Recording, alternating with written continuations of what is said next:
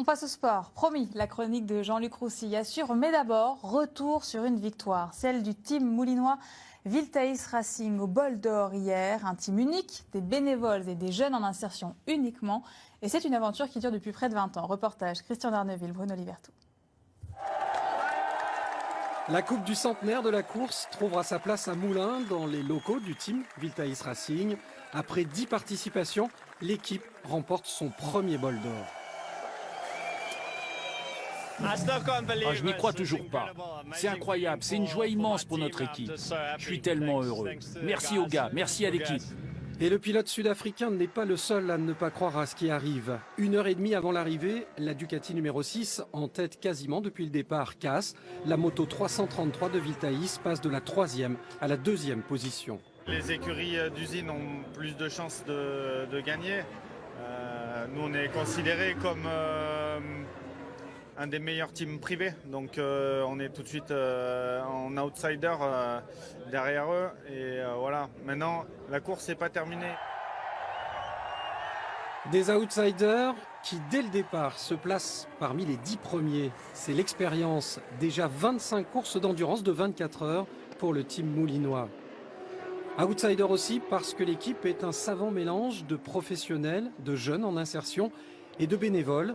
40 personnes pour une saison et chacun a son rôle.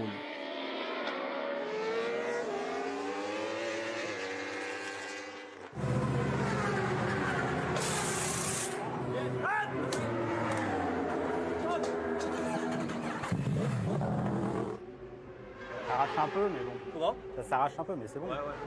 Simon Lambert, c'est l'homme des pneus, température, pression, maintenance des roues, un professionnel, prestataire aujourd'hui, mais qui connaît parfaitement le team. Il était mécanicien bénévole en 2003, lorsque l'aventure moto a commencé avec des 50 cm3.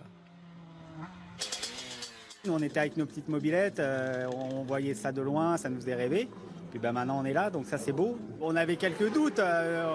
On était sur les circuits de karting avec nos 50, voilà, on voyait ça de loin. On savait un peu les budgets que ça engageait, c'est quand même des gros budgets. On était à Moulins-sur-Allier.